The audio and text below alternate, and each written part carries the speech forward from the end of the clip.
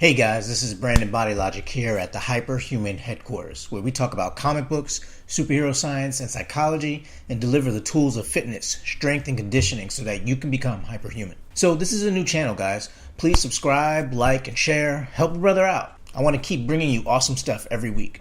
Okay, so this is the first superhero breakdown on this channel. We will be looking at none other than Thanos. Infinity War is coming out this week.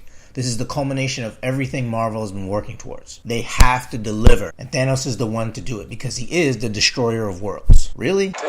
Is he though? Okay. Yes, the Avengers are not prepared at all for this guy. So let's get into the psychology of the Mad Titan. This way, you can understand what the heroes are up against, and then you can engage with the character of Thanos at a deeper level when you actually go watch the movie. If you know a little bit about the character of Thanos and what he's about, you'll understand that he's more than just a bad guy or a villain. He's something way more. So the usual approach to the threat of evil is to push back against it by some form of force, typically in the physical way. Okay, so who produces the most force and who is the strongest? Banner, the Hulk. The Hulk is power personified. That's what he represents.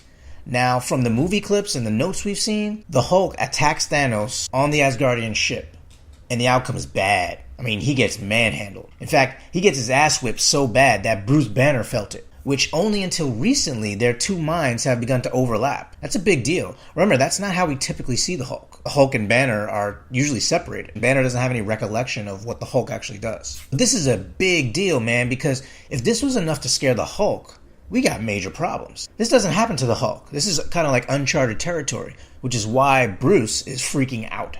Thanos. He's a plague, Tony. He invades planets, he takes what he wants, he wipes out half the population. He has the power in space stones. That already makes him the strongest creature in the whole universe. If he gets his hands on all 6 stones, Tony. So what do we do here? Like, what's the game plan? The Avengers will try to take the Mad Titan down, but they're gonna fail miserably. And that's because they don't know thy enemy. To understand the psychology of Thanos, first you have to accept the fact that there is a complexity in him that can't be reduced, can't be simplified, you can't avoid it. Hulk just can't smash. We learned this really quickly at the beginning of the movie. It's a metaphor for having to deal with a problem that is of a complexity that they've never seen before.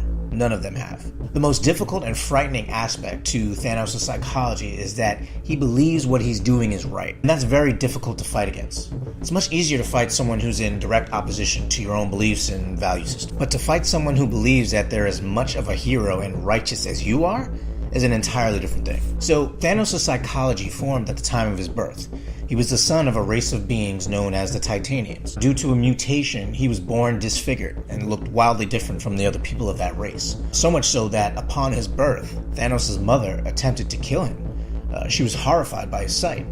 She was also told by a non-physical entity what to name him, which that was it for her regarding this baby. She thought it was a straight up demon. Now, it was in his early years as a child that Thanos' view of himself and the world was formed. He was an outcast, a freak, and he was isolated from participating in the world around him. It was here that Thanos, as a child, learned division, clear distinctions, borders. There's me, and then there's you. He didn't learn unity or collectiveness. There was no sharing, no collaboration. He was an outcast, he was shunned, and it was physical in nature, so he couldn't escape it.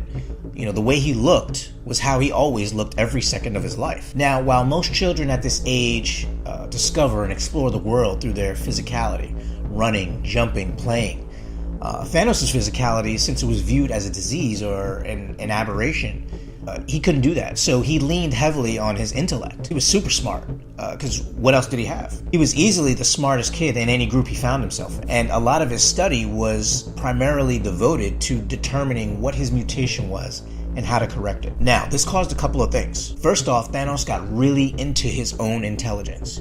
I mean, he was excellent at it, and he knew it. And you can't blame him. He didn't have that type of physicality that was revered. It was shunned.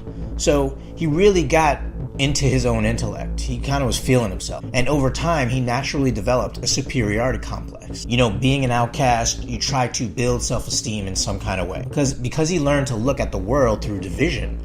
There's you, there's me. That naturally breeds hierarchy. So Thanos had to move himself up the hierarchical ladder in some kind of way So he decided to do it with intellect. Now, the important thing to understand about intelligence is the higher your intelligence is, the more rational you tend to be, or the more rational you tend to use that as a tool for critical thinking. A rational thinker takes their time, it thinks of all the possibilities and angles, and they plug in all of the pertinent information to arrive at a solution or a conclusion. This works great as a feedback loop when it comes to the ego and self-esteem, because you pride yourself on your own intelligence and not being some dumbwit or halfwit, not some savage. And this is exactly how Thanos was viewed and treated. So he was always trying to disassociate himself from that savagery, that dull-wittedness. He was a genius, he was brilliant. That's how he felt about himself. Now, it's also important to remember that rationality doesn't operate with a lot of emotion in it. The more rational you are, the more detached and apathetic you can sometimes be. You tend to get a little colder, not warmer, in extreme cases. You can see how all of these elements would feed into crystallizing Thanos' psychology. Okay guys, that is the end of part 1. Thank you for watching. Like, subscribe, share, and then head on over to part 2. We gotta get this in before the movie comes out.